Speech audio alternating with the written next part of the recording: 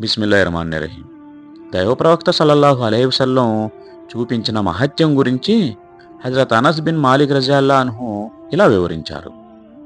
నేను ఒకసారి ప్రవక్త మహాశయుల వెంట ఉన్నాను. అప్పుడు అసర్ నమాజ్ వేళ అయింది.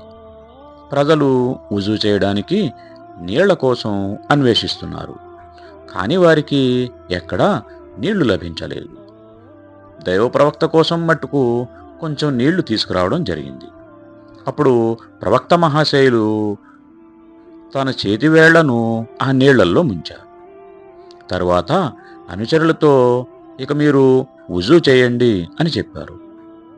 అప్పుడు ఆయన చేతి వేళ్ల నుంచి ధారాపాతంగా నీళ్లు వెలువడసాగాయి.